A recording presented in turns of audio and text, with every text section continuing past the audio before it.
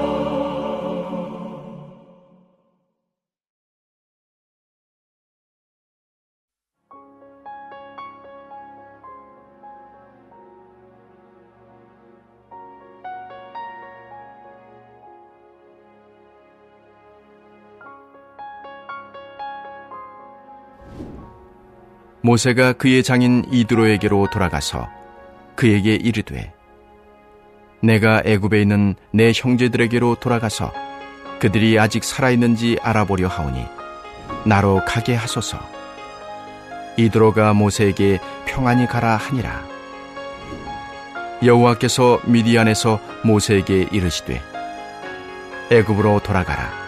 내 목숨을 노리던 자가 다 죽었느니라. 모세가 그의 아내와 아들들을 나귀에 태우고 애굽으로 돌아가는데 모세가 하나님의 지팡이를 손에 잡았더라. 여호와께서 모세에게 이르시되 내가 애굽으로 돌아가거든 내가 내 손에 준 이적을 바로 앞에서 다 행하라. 그러나 내가 그의 마음을 완악하게 한즉 그가 백성을 보내주지 아니하리니 너는 바로에게 이르기를 여호와의 말씀에 이스라엘은 내 아들 내 장자라. 내가 내게 이르기를 내 아들을 보내주어 나를 섬기게 하라 하여도 내가 보내주기를 거절하니 내가 내 아들 내 장자를 죽이리라 하셨다 하라 하시니라. 아멘. 할렐루야. 사랑하는 성도 여러분, 평안하신가요? 오늘도 새벽을 여는 말씀을 통해 주님의 은혜가 여러분과 함께 하기를 간절히 바랍니다. 우리나라 헌법 제39조는 이렇게 시작합니다. 모든 국민은 법률이 정하는 바에 의하여 국방의 의무를 진다라고 규정하고 있습니다. 그래서 대한민국 국적을 가진 모든 남자는 특별한 사유가 있지 않는 한 다 군대를 가야 하죠. 여러분 중에 아들이나 혹은 손주를 군대에 보내신 분이 계실 것입니다. 자식과 헤어질 시간이 되면은 열이면 열, 백이면 백 다 부둥켜 안고 눈물을 흘리죠. 떠나가는 아들도 그렇고 또 보내는 부모도 다 웁니다. 저는 안 그럴 줄 알았는데 막상 다치니까 저 역시도 마찬가지더라고요. 그것은 아마 군 생활이 힘들다는 것을 다 알기 때문 아니겠습니까? 입영 통지서를 받고 군복무를 한다는 것을 영적인 측면에서 보면은 소명을 받고 사명을 감당하는 것이라고 할 수도 있을 것입니다.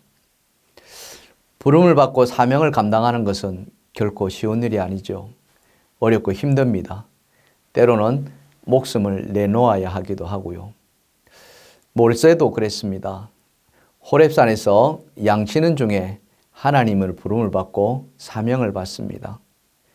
애굽으로 돌아가 내 백성을 구해라 하는 하나님의 명령을 기다렸다는 듯이 네 알겠습니다 하고 달려갔습니까? 그렇지 않죠. 모세는 온갖 이유를 대면서 못 가겠다고 이렇게 했습니다. 백성이 나를 믿지 않으면 어떻게 합니까? 나는 입이 뻣뻣하고 혀가 둔해서 말을 잘 못하지 않습니까? 이런저런 이유를 다 댔죠. 그럴 때마다 하나님은 모세를 달래면서 극복할 방법도 제시해 주었습니다. 모세와 하나님 간에 서로 밀고 당기는 줄다리가 이어졌지만 결국 모세는 하나님께 승복하고 말지요. 부르심에 응답합니다. 오늘 본문은 부름을 받은 후에 사명 감당하러 떠나는 모세의 이야기입니다. 이스라엘 백성을 구원하라는 사명을 감당하기 위해 떠나가는 모세. 이 모세의 이야기를 통해서 하나님은 우리에게 무엇을 말씀하고 싶어 하실까요? 우리가 배워야 할 교훈이 있다면 무엇인지 오늘 말씀을 통해서 살펴보기를 원합니다. 사명을 감당하기 위해 떠날 때 모세는 어떤 마음과 태도를 취했을까? 첫 번째로 신중하면서도 신속히 순종해 나갔습니다. 자, 본문 18절을 한번 보십시다. 모세가 그의 장인 이드로에게로 돌아가서 그에게 이르되 내가 애굽에 있는 내 형제들에게 돌아가서 그들이 아직 살아있는지 알아보려 하오니 나로 가게 하소서. 이드로가 모세에게 평안히 가라 하니라. 아멘. 자, 여기 보면은 모세가 애굽으로 돌아갈 것에 대해서 장인 이드로에게 허락을 구하고 있는 것을 우리는 알 수 있습니다. 고대 부족 사회에서 자기가 속한 공동체를 떠날 때는 반드시 그 족장의 허락을 받아야 했습니다.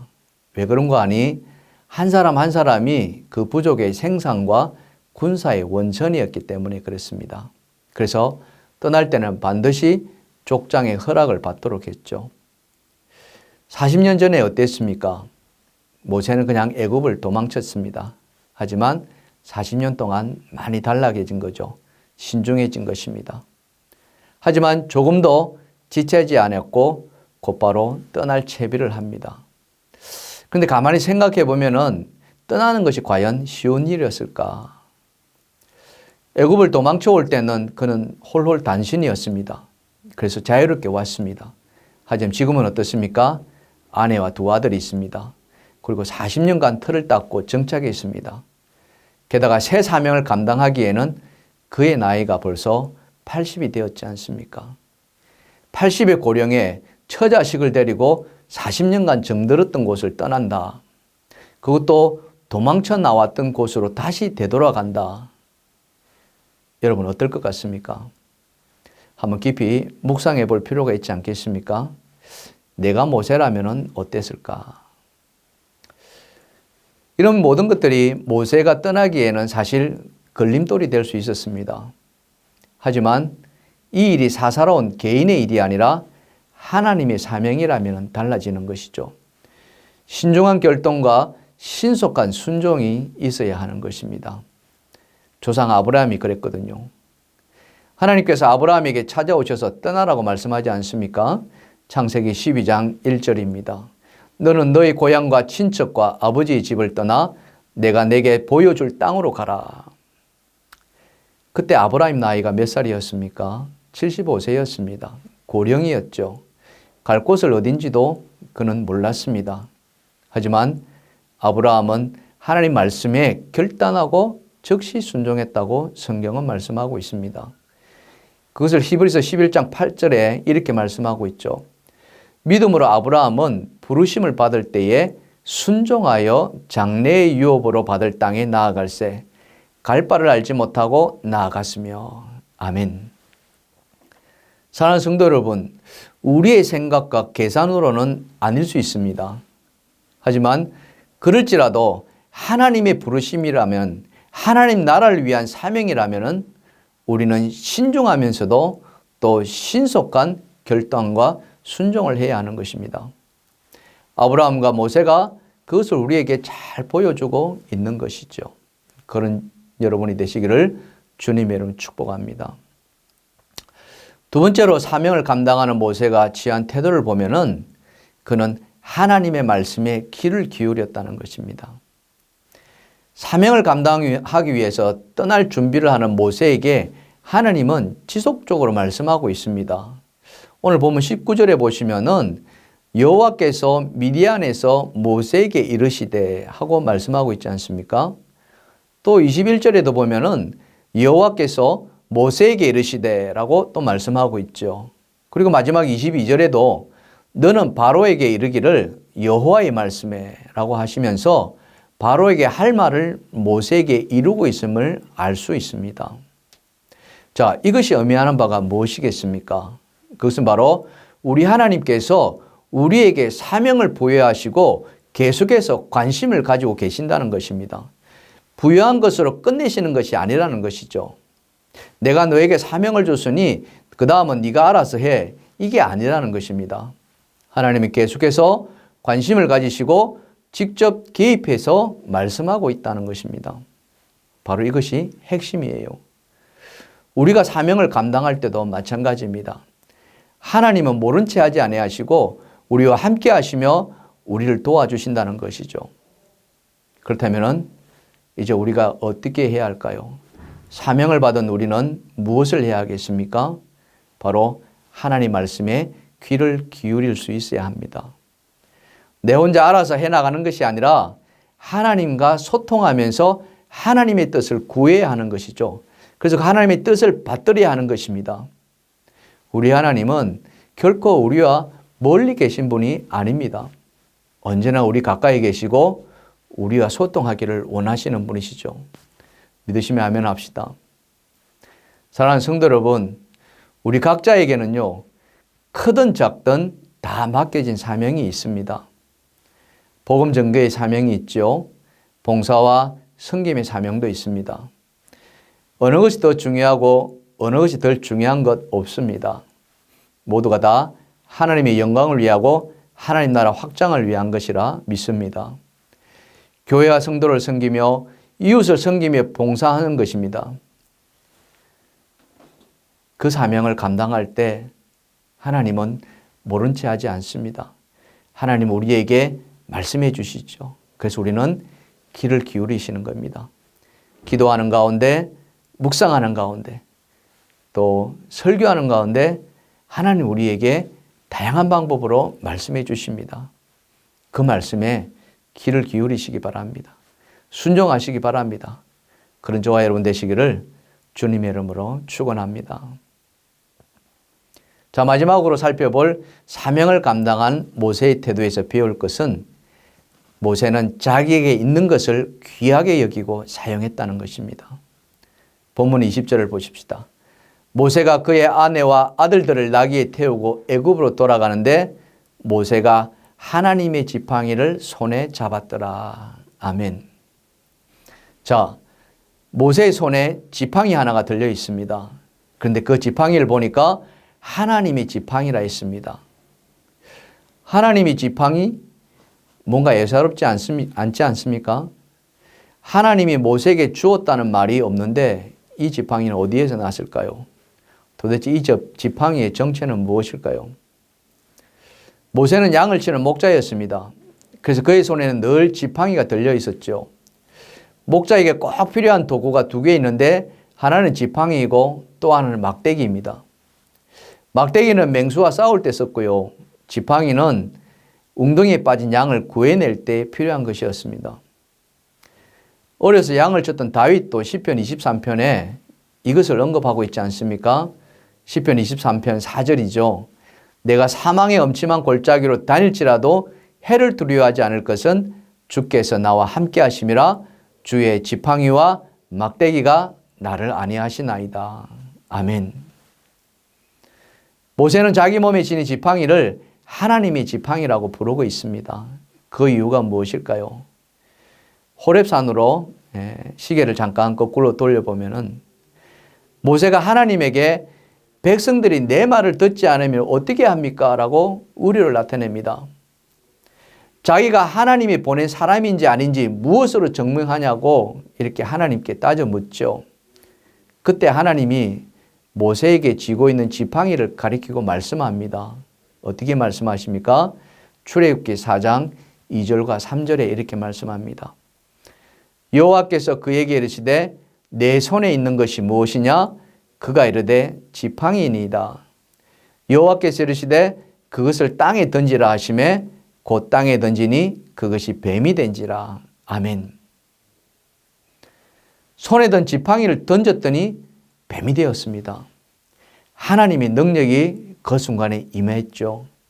그랬더니 한낱 나무 지팡이에 불과했던 것이 능력의 지팡이가 된 것입니다. 기적을 일으키는 지팡이가 되었던 것이죠. 훗날 홍해 앞에서 모세가 지팡이를 들었을 때 어떤 일이 벌어집니까? 홍해가 갈라집니다. 바위를 내리쳤더니 그 바위에서 물이 솟아나는 기적이 일어났습니다. 할렐루야. 우리 각 사람에게는 각자 타고난 각자의 재능이 있습니다. 어떤 사람은 그림을 잘 그리죠. 또 어떤 사람은 노래를 잘 부르기도 합니다. 또 어떤 사람은 악기를 잘 다루기도 하며 또 어떤 사람은 연장과 도구를 잘 다루기도 합니다. 이처럼 많은 재능이 우리 안에 있습니다. 그 재능으로 우리는 살아가죠. 하지만 하나님의 사명을 감당할 때는 달라진다는 것입니다. 그때는 그 재능이 내 것이지만 내 것이 아니라는 것이죠. 모세의 지팡이가 하나님의 지팡이가 된 것처럼 그때는 내 재능이 하나님의 도구가 되는 것입니다. 여러분, 똑같은 칼이라 할지라도 누가 쓰느냐에 따라서 달라지지 않습니까? 강도의 손에 들려 있으면은 사람을 해치는 칼이 되죠. 하지만 의사의 손에 들려 있으면은 사람을 살리는 칼이 되는 것이죠. 우리의 재능도 마찬가지라고 생각합니다. 나를 위해 쓰는 것이라면은 한낱 밥벌이 수단에 불과할 수 있습니다. 하지만 그것이 하나님과 하나님 나라를 위해서 쓰인다면은 그것은 반드시 생명을 살리는 귀한 도구가 되는 것이죠. 그 재능에 하나님의 능력이 함께하는 줄 저는 믿습니다. 사랑하는 성도 여러분, 혹시 여러분 가운데 부르심과 사명 앞에 주저하거나 거절한 적이 없습니까? 누군가가 우리 이것 좀 같이 해보자고 요청받았을 때 저 못해요. 다음에 알겠습니다. 하면서 거절했던 적은 없습니까? 저는 오늘 말씀을 들으면서 여러분 생각이 좀 바뀌어졌으면 좋겠습니다. 도움이 되었으면 해요. 은혜가 임했으면 참 좋겠습니다. 모세가 능력이 뛰어나서 부름을 받은 것이 아니었습니다. 나이 80에 무슨 기력이 있었겠습니까? 그러나 그럴지라도 하나님이 쓰신다면은 그가 능력을 행하는 사람이 되었는 줄 믿습니다. 그의 지팡이가 능력의 지팡이여서가 아니라 하나님께서 쓰신다고 하셨으니 그 지팡이에 능력이 나타나는 줄 믿습니다. 여러분의 가진 재능과 달란트, 은사가 하나님께 쓰임받았으면 참 좋겠습니다. 하나님이 쓰시고자 할 때 오늘 모세처럼 기꺼이 여러분 자신을 내어드리면 어떻겠습니까? 하나님, 저 여기 있습니다. 저와 저에게 주신 재능, 달란트, 은사를 하나님 마음껏 써주십시오 하는 그런 여러분 되시면 참 좋겠습니다. 그런 여러분 되시기를 주님 여러분 축원합니다. 축원합니다. 예, 말씀을 생각하시면서 기도하겠습니다. 첫 번째로 하나님의 부르심과 쓰심에 자신을 내어드리는 믿음을 허락하여 주옵소서. 두 번째, 하나님 말씀하심에 언제나 귀를 기울이며 순종하게 하옵소서. 마지막 세 번째, 내가 가진 나의 재능과 달란트, 은사를 주를 위해서 쓰게 하옵소서. 아멘.